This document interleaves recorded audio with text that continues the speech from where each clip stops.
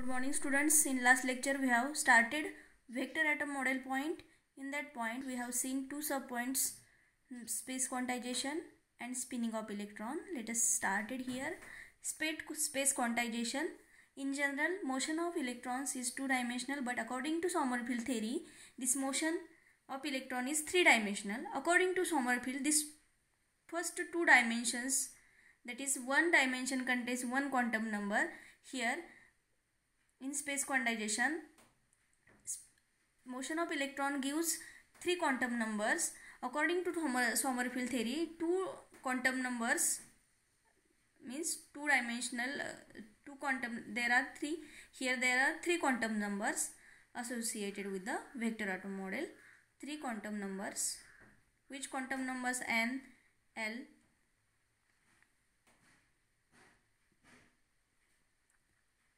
Ml.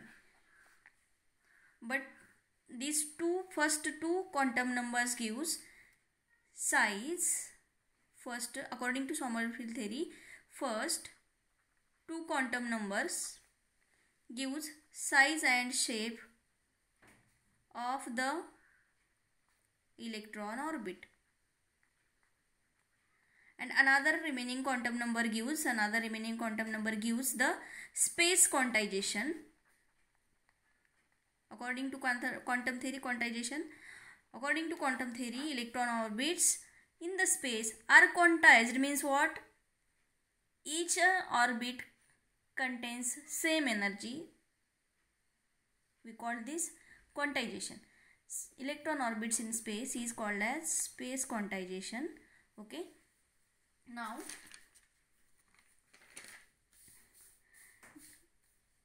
here we considering here space quantization in detail.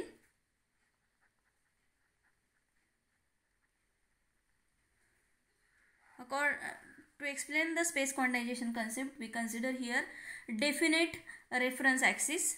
We consider this definite reference axis.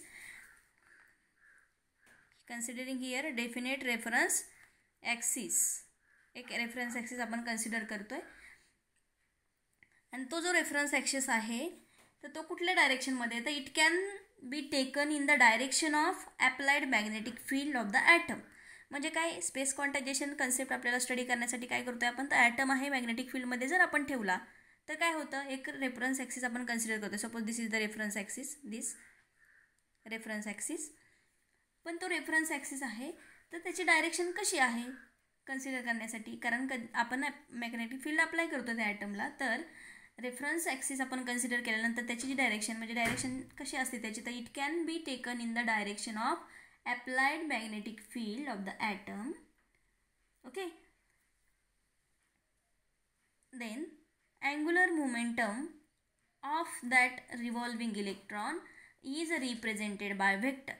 Okay, जर एखादा magnetic फील्डमध्ये आपण item ठेवलं तर त्याचा रेफरन्स ॲक्सिस आपण कन्सिडर करतो, आणि त्याची डायरेक्शन कशी आहे, तर मॅग्नेटिक फील्डमध्ये फील्ड ज्या डायरेक्शनमध्ये अप्लाय करतो आपण त्याच डायरेक्शनमध्ये रेफरन्स ॲक्सिसची डायरेक्शन असणार आहे.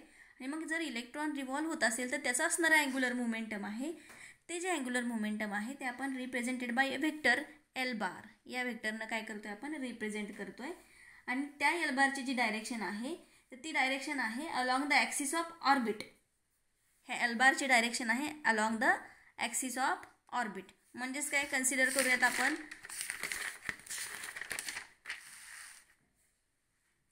हे ॲटम आहे.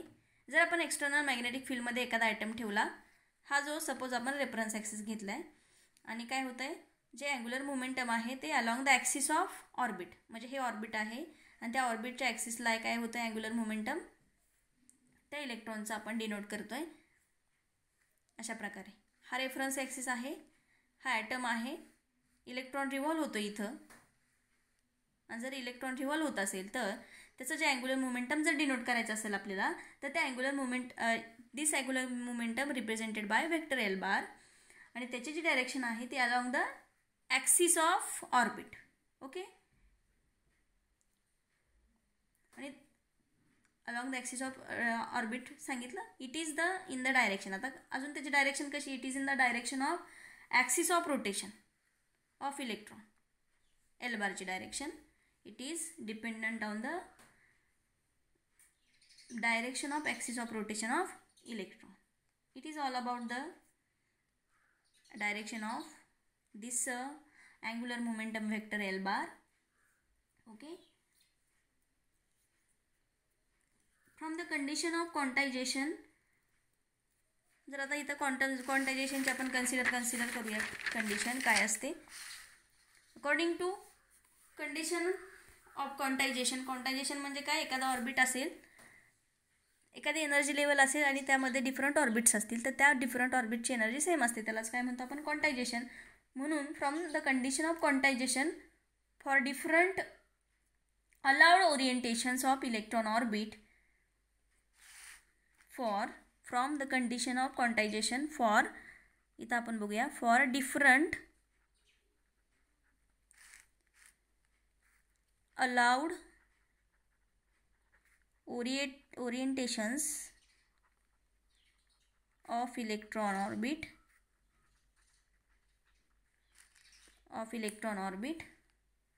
the component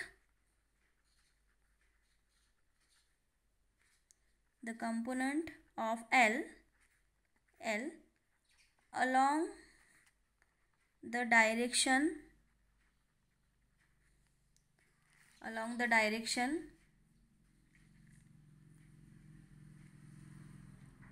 of external magnetic field must be an integer. हे खूप महत्त्वाचं सेंटेन्स आहे. जर डिफरंट ओरिएंटेशन्स असतील, मग आपण काय म्हणतो? For different allowed orientations of electron orbit the component of L along the direction of external magnetic field must be an integer. म्हणून काय म्हणतोय? कंपोनंट कशाचा आपण म्हणतोय? Component of L. कधी? ज्यावेळेस एखादा आयटम आपण मॅग्नेटिक फील्डमध्ये ठेवला तर काय होतं? कंपोनंट ऑफ L म्हणजे काय? तो जो क्वांटम नंबर आहे तो ML या लेटरने डिनोट करतोय आपण. कंपोनंट ऑफ L म्हणजेच काय? कंपोनंट ऑफ ML तो काय असतो? L cos theta. Component of L. Component म्हटल्यानंतर आपण काय करतो? Lचं कंपोनंट आहे म्हणून काय लिहितो? L cos theta. External magnetic field apply करतोय आपण, त्या ह्याला मॅग्नेटिक फील्डमध्ये आपण ठेवला आहे तो ॲटम. म्हणून जे मॅग्नेटिक फील्ड आहे, जो क्वांटम नंबर आहे तो ML या लेटरने डिनोट करतोय आपण.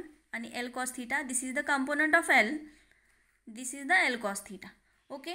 मग आता आपल्याला माहिती आहे कॉस थीटा काय आहे. कॉस थीटाच्या पॉसिबल व्हॅल्यूज म्हणजे कॉस थीटा +1 आणि -1 या त्याच्या व्हॅल्यूज आहेत. बरोबर.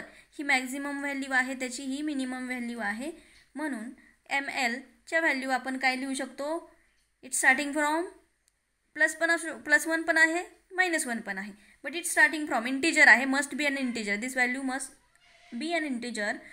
+-1 +-2 +-3 अप टू डॅश अशा व्हॅल्यूज MLच्या येतील.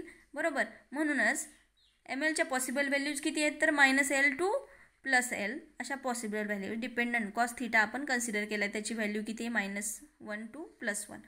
म्हणून MLच्या व्हॅल्यूज बघा 0, +1 -1 पण असू शकतं, तसंच +2 -2 +3 -3 अशा व्हॅल्यूज आहेत. म्हणून MLच्या व्हॅल्यूज खूप महत्त्वाचं आहे. -L टू किती आहेत? +L. ओके. नाव ऑर्बिटल अँग्युलर मोमेंटम आपण बघितलं होतं. त्याचा ऑर्बिटल अँग्युलर मोमेंटम का? ऑर्बिटल अँग्युलर मोमेंटम कारण इलेक्ट्रॉन रिव्हॉल्व होतं around the nucleus in elliptical orbit. while revolving it gives the angular momentum, and this because electron revolving in circular orbits around the nucleus, that's why here we consider here orbital angular momentum, that is orbital angular momentum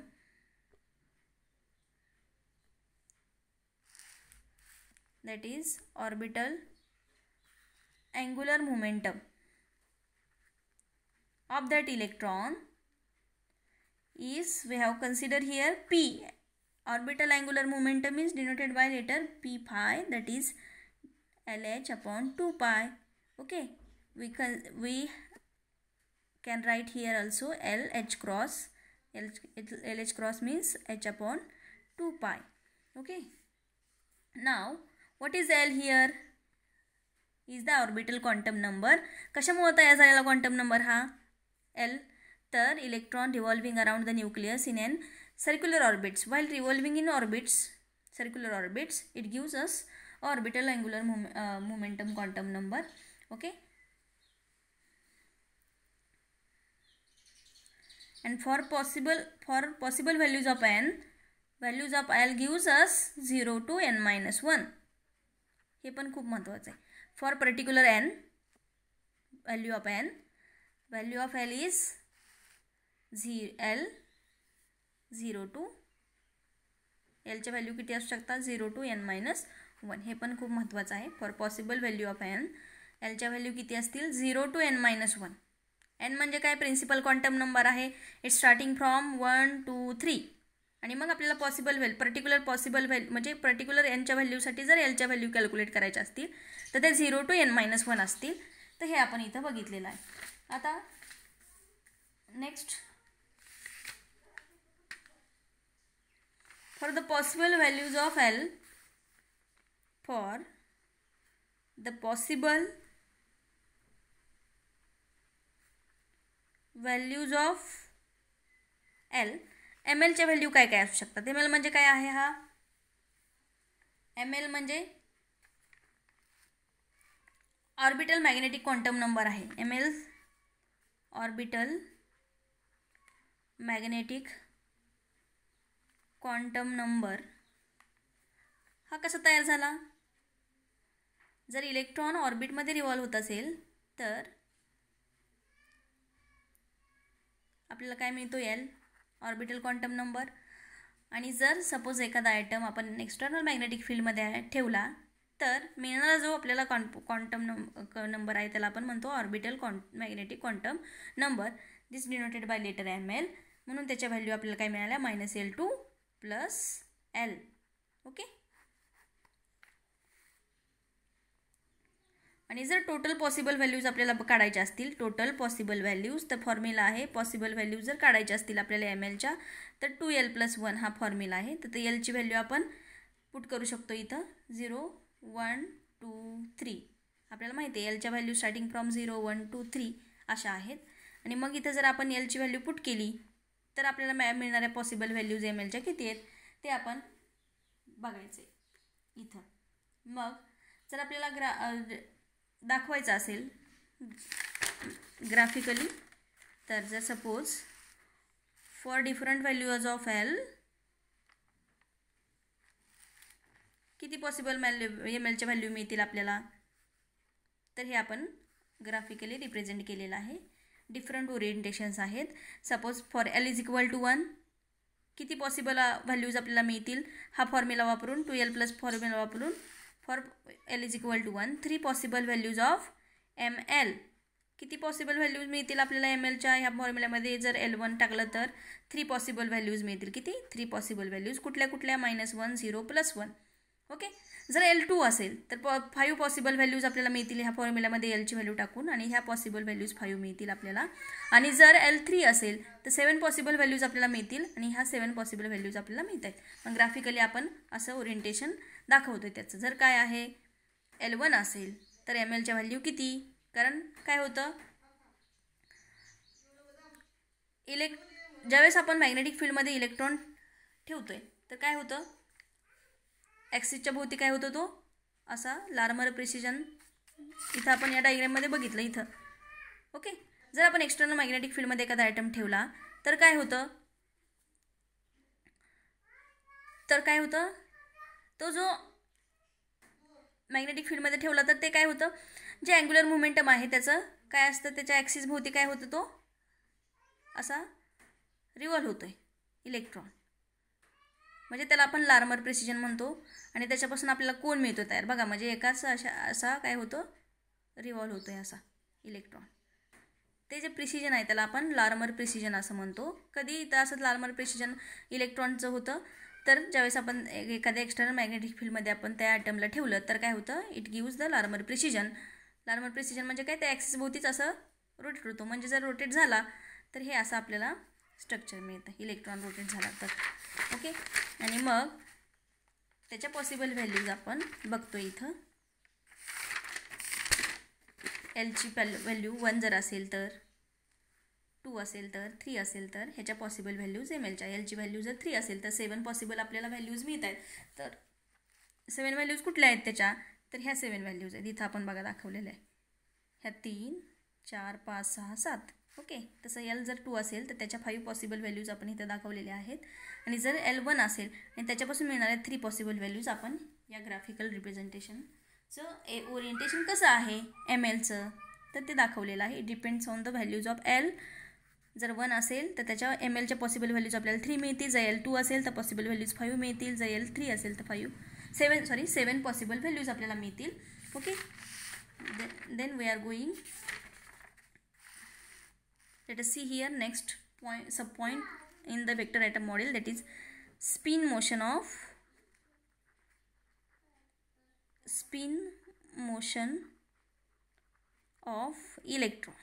इलेक्ट्रॉनची spin motion आपण बघणार आहे. मग आता काय होतं आहे, जेव्हा बघा आता इलेक्ट्रॉन रिव्हॉल्व होतो आहे around the nucleus in an elliptical orbit. While revolving it gives us quantum numbers, that is orbital quantum number, principal quantum number also. Okay, but here in vector atom model we are considering here spin of motion of electron. म्हणजे जर electron revolve होतोय nucleus भोवती, ज्यावेळेस तो electron nucleus भोवती revolve होतोय त्याच वेळेस तो काय करतो, electron rotates along with its own axis. म्हणजे कसं की all planets revolving around the sun जसं आपण म्हणतोय, बट अर्थ ऑल्सो रिव्हॉल्व्स और rotates along with its own axis.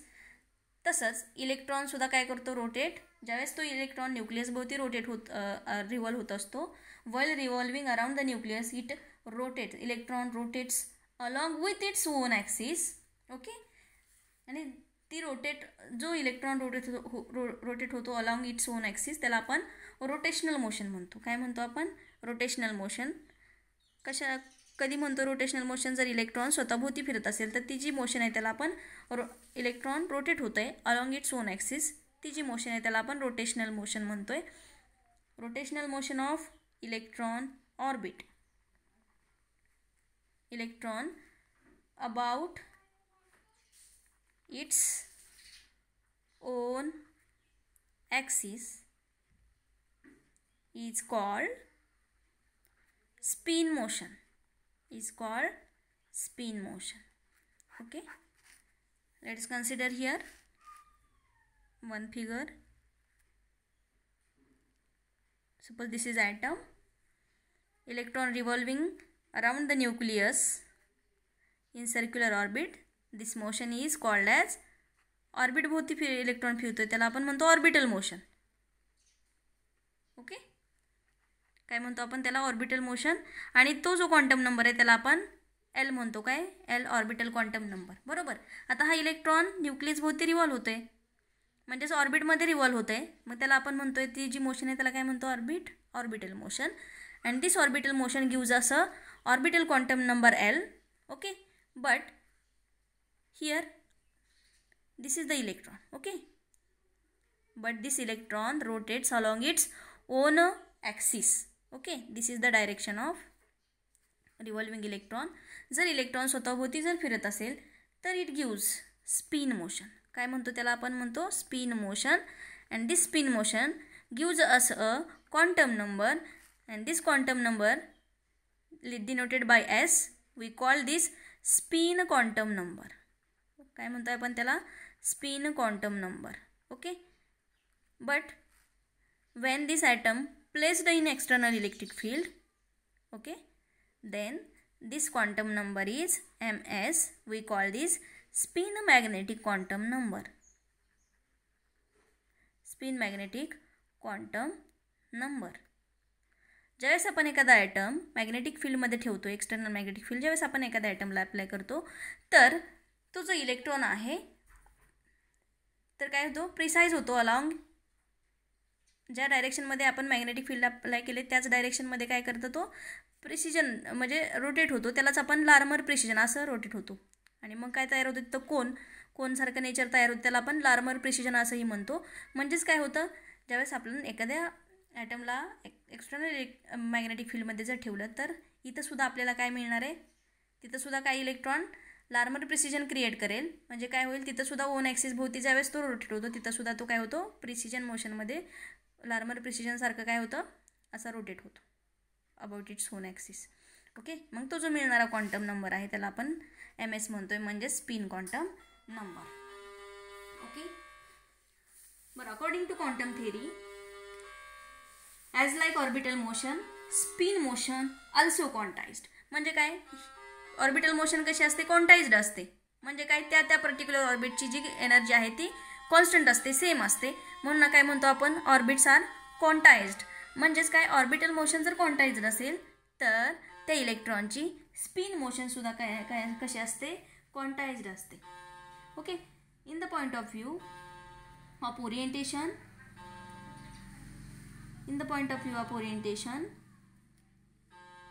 Angular momentum due to spin of electron.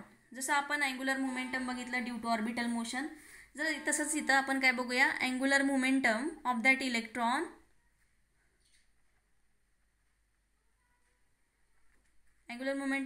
Revolving electron along its own axis due to, कशामुळे तो rotate होतो along its axis, due to the spin motion of electron. Okay, and according to Bohr's second postulate, this angular momentum, it is an integral multiple. We know that this angular momentum is integral multiple of h upon 2 pi. Okay, then Sommerfeld theory, this angular momentum, we denoted this PS is equal to sh upon 2 pi. What is S? Is a spin quantum number. What is H? Planck constant. We can write here SH cross. H cross is equal to H upon 2 pi. What is S? Spin quantum number. Okay, when atom is placed in an external electric field, these spin quantum numbers expressed another quantum number, that is MS. त्याला काय म्हणतो आपण, spin magnetic quantum number. Okay, but here spin always कसा असतो, spin इलेक्ट्रॉनचा spin half असतो. काय असतो, हाफ असतो. म्हणजे काय, इलेक्ट्रॉन असा रिव्हॉल्व होईल किंवा असा रिव्हॉल्व होईल. स्पिन ज्यावेळेस आपण एक्सटर्नल इलेक्ट्रिक फील्डमध्ये ठेवतो तर काय होतं, इलेक्ट्रॉन काय होतो, स्पिन त्याचं काय होतो, डायरेक्शन, स्पिनची डायरेक्शन म्हणजे इलेक्ट्रॉनच्या रिव्हॉल्व होण्याची डायरेक्शन चेंज होऊ शकते जर आपण इलेक्ट्रॉन मॅग्नेटिक फील्डमध्ये ठेवला. तर मग काय होतं, स्पिन ऑलवेज त्याचा काय असतो, हाफ असतो. पण जर एखादा इलेक्ट्रॉन आपण मॅग्नेटिक फील्डमध्ये ठेवला, म्हणजे ॲटम ठेवला, तर काय होतं, त्याचे स्पिन चेंज होतात आणि मग त्याची व्हॅल्यू काय होते, एकदा प्लस हाफ किंवा एकदा मायनस हाफ, असं त्याची व्हॅल्यू काय होते. म्हणजेच त्याचा फॉर्म्युला 2s+1. ओके, जर एकदा स्पिन मायनस हाफ असेल किंवा प्लस असेल तर मिळणाऱ्या पॉसिबल व्हॅल्यूज किती, तर त्याच्यावरून आपण काढू शकतो किती. जर s प्लस हाफ असेल किंवा मायनस हाफ असेल तर असणाऱ्या एसच्या पॉसिबल व्हॅल्यूज आपण कॅल्क्युलेट करू शकतो. आणि मग जर ओरिएंटेशन आपल्याला दाखवायचं असेल तर काय दाखवू शकतो आपण, एस किती आहे, स्पिन 1/2.